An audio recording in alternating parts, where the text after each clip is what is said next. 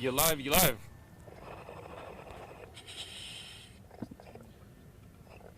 Alrighty guys, we are live presenting from the Grand Cayman Islands. We have Lauren and Simone up here, and down below we have our amazing diver Pat, who will be talking to you guys about the beautiful things we're seeing today.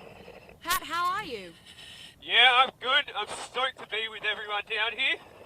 We're at Casuarina Point in Grand Cayman, and we're just at about 3 or 4 meters depth at the moment.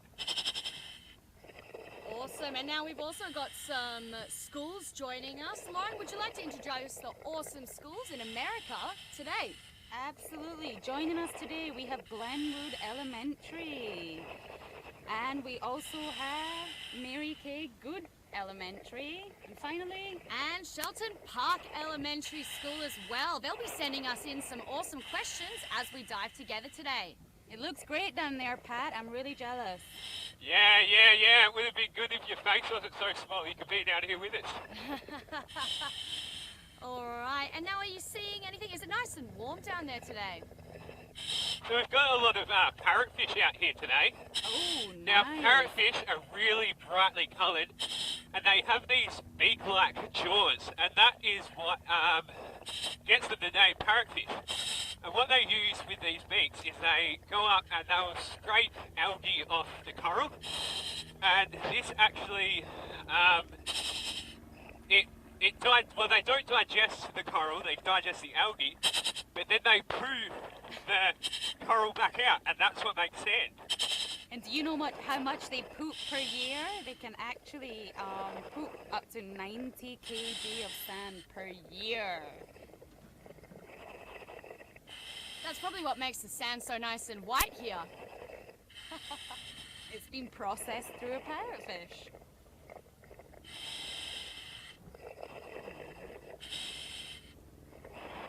We're coming up to some more beautiful fish. Lots of herbivore action there, Pat.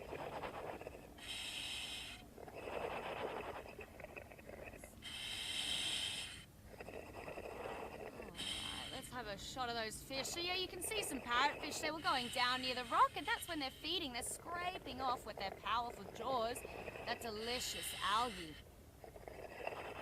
Just a little fun fact for y'all, parrotfish are actually all born female, and then later in their life they change into males. Isn't that crazy?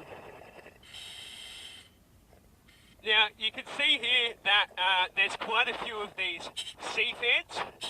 Now, they sit in close because they actually filter the current and they'll eat things that drift through. Because there's a little bit of surge here, that's why there's so many here, because the water's flowing through and they're filtering them out of the current. Oh, wow, that's pretty specialized. Now, we have a couple questions from Shelton Park School. Scarlett is wondering, will we be seeing any dolphins today? Sorry? Will we be seeing any dolphins today, Pat? What do you think? I don't think we will. There's not many known dolphins in this area, and I don't think they're going to come in. But we can always keep our options open. You never know what's going to happen down here. Yeah, that's exactly it. It's the open ocean. You never know what could roll in. A few times manta rays have been spotted in this area, but hopefully we're lucky for you, Scarlett. We also have Annie and Coley asking really interesting questions for you, Pat. They say, how long will the air in the tank last? Can you Well, answer that one? actually depends on how fast and how much oxygen I'm taking in. For me, usually, personally, it'll be about 40 to 50 minutes per dive if that's in shallow water. But the deeper you go, the more your lungs compress. So shorter dive times are associated with deeper dives. Coley is asking, is it hard to breathe down there? Sorry? She's asking, is it hard to breathe down there? No, it's actually just like breathing on land, really. I think actually I prefer breathing underwater because you can actually hear and feel your breath, so you're really focused on it. It's almost like meditation. Wow, that's awesome. And on your left, we see lots of deep crevices or something. That's the rock formation, isn't it? Wow, look at those beautiful gullies. I think a lot of fish would like to hide down there. So again, we got from Shelton Park Elementary, we have Matthew asking you, Pat, are you worried you might see some sharks? Well, when you're in the ocean, that's kind of always in the back of your head. But the sharks here, the common sharks, which inhabit these reefs, they're not generally dangerous. They're pretty placid. They just cruise the reef, and some are even a little bit curious, but I don't really worry about that here. And we have Kate asking about sea turtles. She's asking. I think you should take this one, Lauren. You seem to be the sea turtle expert. Yes, she's asking if sea turtles live there, and they absolutely do. So the most common sighted species around this area is the hawksbill. We actually saw 2 yesterday, so hopefully Pat can find us some more hawksbill turtles today. Wouldn't that be unreal? Also, I'd just like to say a massive thank you to everyone right now that has donated so far to our campaign. We've actually reached our target, which is absolutely awesome.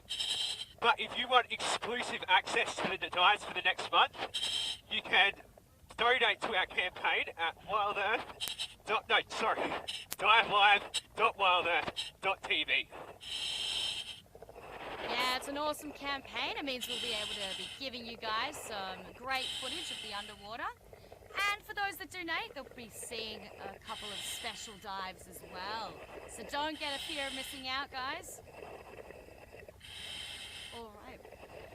We have so many questions coming in from Shelton Park Elementary. Again, Coley is asking, are there any predators that can hurt you right now, Pat?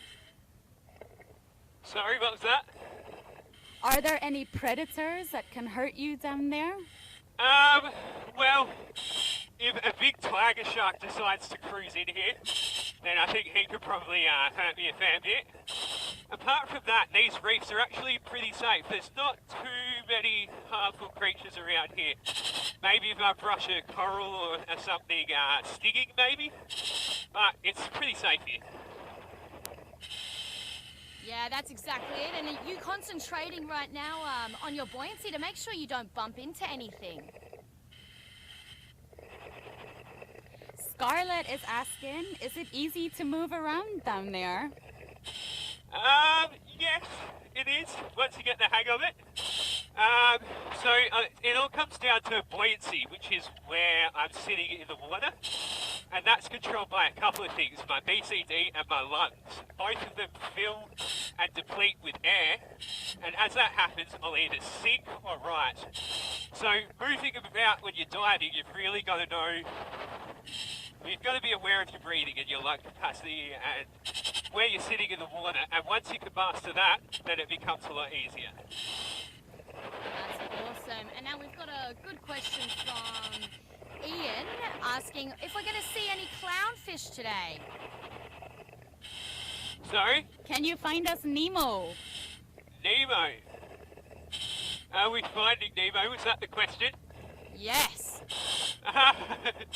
We might. There's not really many giant anemones around here, and that's their home. So clownfish tend to live in these anemones because they protect them, and that is where they live.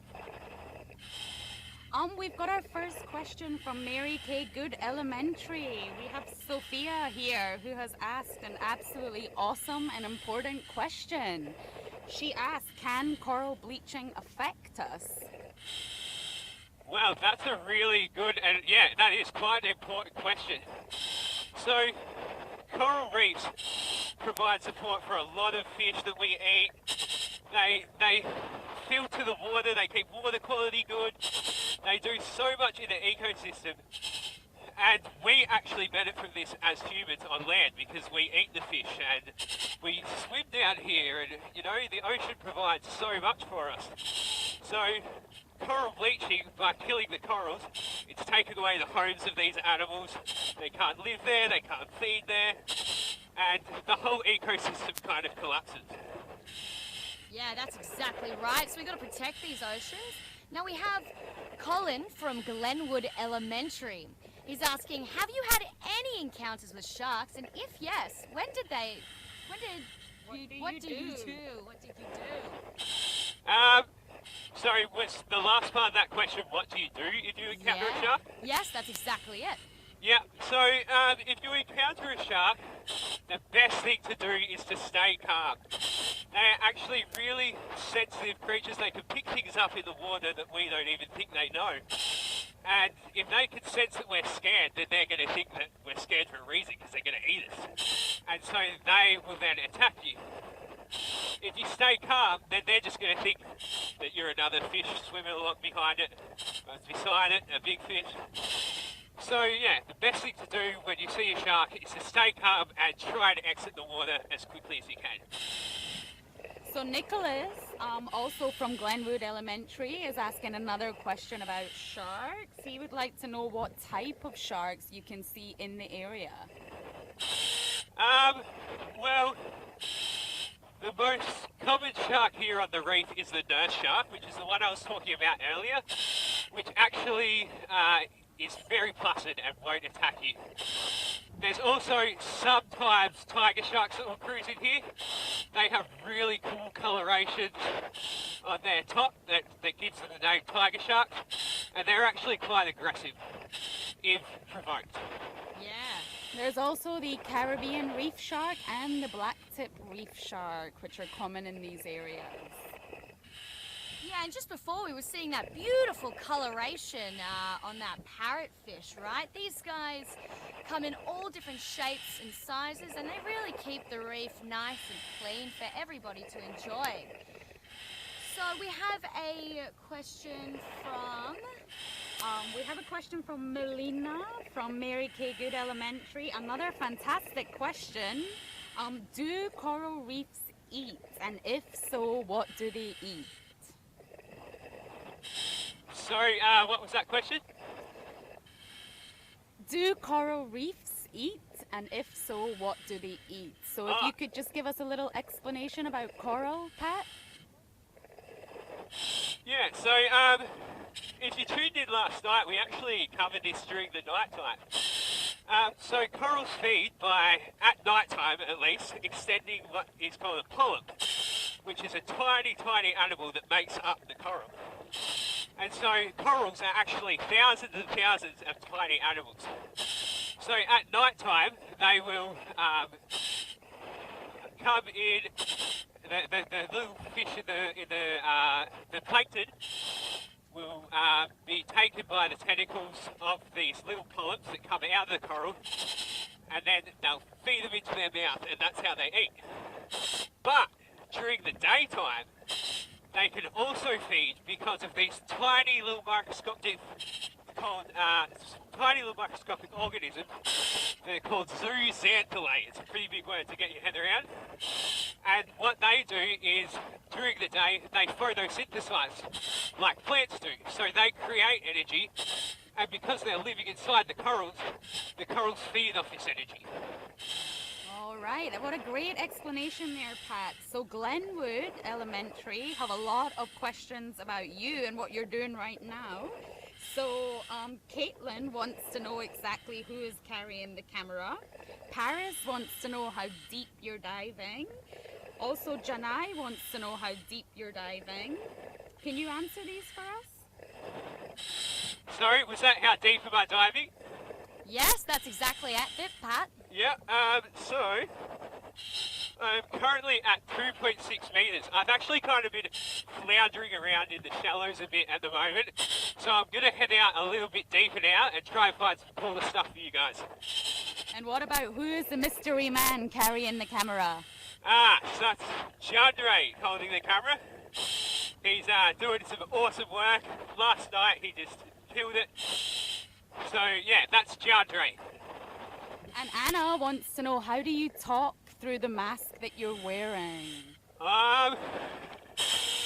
It's a little bit technical. I don't really understand it, but pretty much this mask is connected to a cable that's going back to land where you can hear the guys talking from, and that's being fed live to you guys.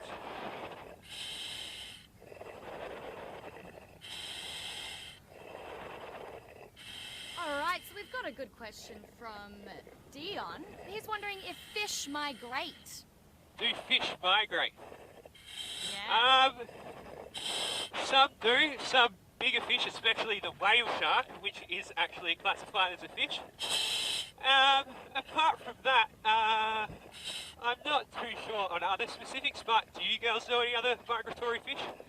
Generally, the fish on the coral reef are very territorial. Most of the ones that we can see here today are herbivores, so they're actually eating up all the algae, and most of them are quite territorial, which means they stay and protect the one area. Some of them will move around a specific area of the reef, but as a whole, they will not leave that coral reef. That's their home.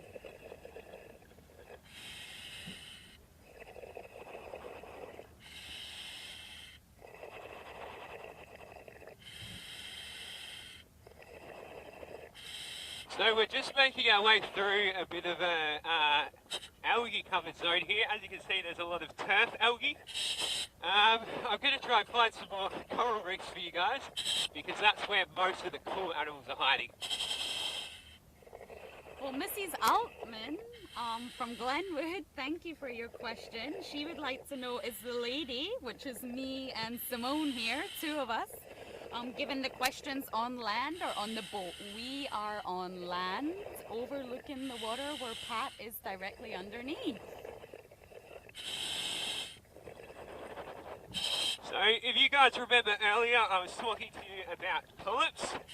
Now this coral here has actually extended its polyps during the day. So you can actually see, if John Doe can get close to it, there's quite a lot of little tentacles sticking out, and they're just eating little plankton. Wow, that's beautiful. Yeah. Love the colours. That's beautiful bright orange. Now we have a good question from Paige. From Mary K. Good Elementary. Yeah. How can you tell if coral is not living anymore? So that comes back to the bleaching that I recently spoke to you about. So once the coral is bleached, it will generally lose its colour and leave behind a skeleton. So if you can see a coral that's kind of looking dull and lifeless and no colour in it, then that generally means that it's died and left behind a calcareous skeleton. Now this skeleton will actually break down and turn back into sand. Wow, now we have a really good question coming in from Shelton Park Elementary. Kate asks, do fish pee? Yes, fish do pee. Yeah, so there's quite a lot of salt in the water, and to deal with this, they have to pee quite a lot to get rid of all the salts. So you're swimming in amongst fish pee.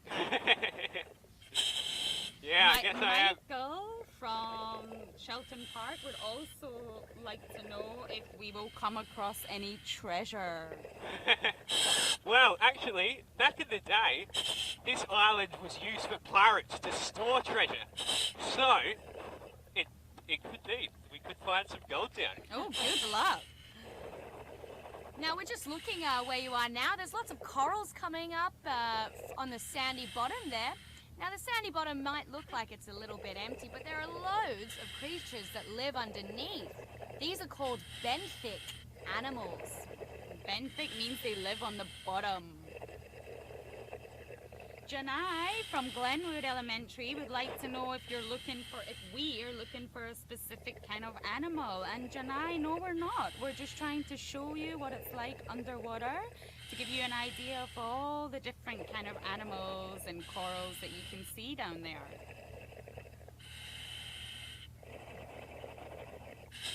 Alright, so we're just coming up to a bit more of a corally patch. As you can see, there's a lot of fish swimming around, fish chasing each other, schooling together. This is what we would call a healthy ecosystem. And it's really good to see ecosystems like this being preserved on islands like Grand Cayman. They've really realised the significance of having such beautiful, diverse corals and fish. And this is why we're doing it as well, to help educate everyone about what's going on down here in this beautiful place and trying to educate and make people aware, because the more you know, the more you're going to want to save it. I think that's an excellent point, Pat. Polly from Shelton Park actually asked, do the animals like it when you're underwater? So I think it's a great point to note that we are in their environment. The ocean is their home. So Pat is making sure that he doesn't disturb any of the animals, touch or take anything from the oceans. That's exactly it. Now, Pat, you can see on the left on the camera, there's a couple of fish swimming around. As you can see, they're picking at the algae, having lovely big chomps. They're keeping that reef nice and clean. Now, fish like to hang out in schools. That keeps them protected as well as helps them find food together. Connor from Glenwood Elementary would like to know, do you really enjoy being underwater, Pat? Sorry? Do you really enjoy being underwater? Oh, of course. How could you not enjoy being down here in this? I think the thing that is great about being underwater is that you're virtually weightless. So it's almost like you're floating around. And then you add all of this beautiful nature to it. And how could you not want to be down here? Yeah, it's like a different world down there, that's for sure.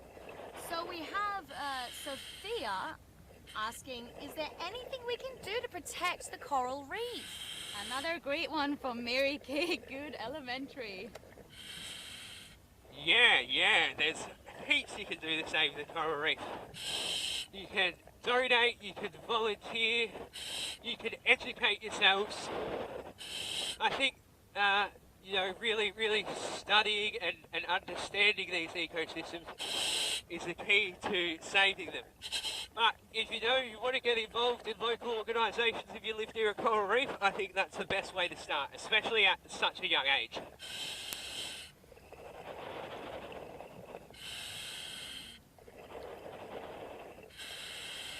Let's poke around some of these reefs and see what coral is growing on the sides. There seem to be lots of sponges, which are actually an animal. They look like a plant. Yeah, they're the most primitive of all animals. Can you point out a sponge to us, Pat? Oh, wow. Big, beautiful rat. Oh. Now, guys, you can see here there's a lot of little fish swimming around here, and that's what we call a cleaning station. So what happens is the bigger fish, like this snapper here, will come, and the tiny little fish will just come along and pick off little parasites or crustaceans or little bits of algae that are on the fish. So this benefits the little fish because they're getting a feed, and it also benefits the big fish because they're ridding themselves of things they don't really want on their body.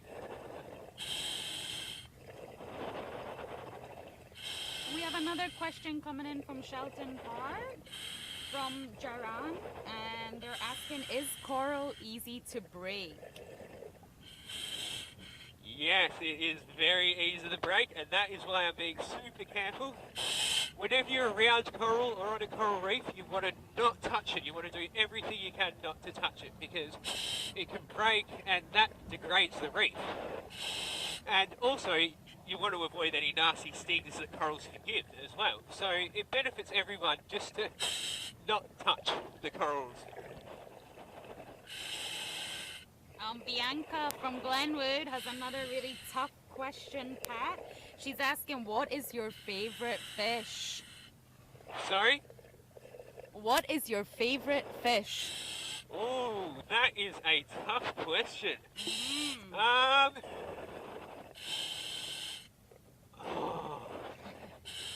I would thought there's too many cool fish down here to really pick one. I can't really answer that question because they're all good. They all have such unique traits and ways that they live, and I think that's why it's really interesting to study them. Because the way fish live and interact, it's quite a lot more complex than what people think. Yeah, it Definitely. Now we're zooming onto a bit of a bommy around here. Now it looks like a cleaning station. So you have those long, thin fish around here cleaning each other. That's a nice big parrotfish having a poke around and eating. Is there any big, beautiful fish that you can see, Pat? Sorry? Are there any big, beautiful fish that you can see? Any species? Yeah, are there Yeah. lots? So, if you look down here, we've got these really bright blue fellas. These are called blue chromis. And you can tell that they are blue chromis because they've got these really distinct forked tails and a bright blue coloration. Beautiful.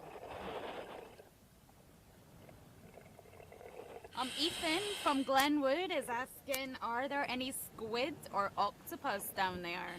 Yes, there most certainly are. Now, squid and octopus are actually nocturnal animals. You can tell this because they've got those big eyes. So, nocturnal animals will feed generally at night. So we could see one today, but we're generally not likely to. Now we've got an awesome question from Brady from Mary K. Good School. Does coral ever stop growing, or does it grow indefinitely? Not indefinitely, but they can live for a very long time. I think the oldest coral that I've heard of is 900 years old. Wow. And I think it takes quite a long time for coral to grow. So it's like the question before, is it easy to break? Yes. So that's why we have to be so careful. Emily from Mary K. Good Elementary asked an awesome question. She wants to know, are there any endangered species there? Well, Emily, unfortunately, many of the animals that live in the ocean are now endangered, including the coral reefs themselves. Turtles are very endangered, most species of sharks. So sadly, the reefs are the areas that we need to protect all the animals within it. Alright guys, so you can see here we've got this giant bright blue coloured parrotfish. I'm not exactly sure of the species, but he's a big boy. He's the leader of the gang. Yeah, it looks like he's most likely a male. It's quite large. Maybe he's been looking for a girlfriend around these reefs. The males are often much more colourful and bigger than the females. That's how you can tell the difference.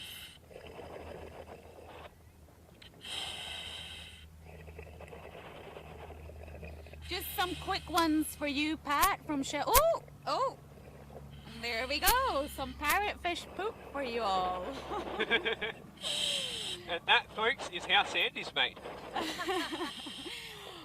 Yeah, from Shelton Park, both Annie and Scarlett are asking, is it difficult to see? Is it blurry down there? No, not at all. So, Grand Cayman is it's just a place made for diving. So there's a few things that factor into it, such as not many freshwater runoffs into the ocean, so it's not bringing all the dirt from the land. There's also not much current or wave activity, so nothing's really getting stirred up. So I can see so far right now. Glenwood, just keep on coming in with these awesome questions. And Paris is actually asking about fish changing from males to females. She wants to know, is it only from male to female or female to male? Sorry? Shall I answer that one? Well, Paris, parrotfish change from females to males, as we've already mentioned. But clownfish, which is your Finding Nemo species, they're actually the opposite. All of the clownfish are born males, like little Nemo himself. And the biggest and strongest of these males will actually turn into a female, and she will lead the family. So it can go both ways. Alright guys, so my tank's hit 50 bar, which means that it's almost empty. So I'm going to end the dive now and take a quick safety stop on my way up. But I want to thank you all for watching, especially those elementary school kids. I hope you really got something out of this and really learned something. Don't forget, if you want to donate to our page, visit divelive.wilder.tv. Thank you so much, Pat, and thank you to all the schools involved. Alright guys, so we'll let Pat do the safety stop, and we'll catch you guys next time on Dive Live.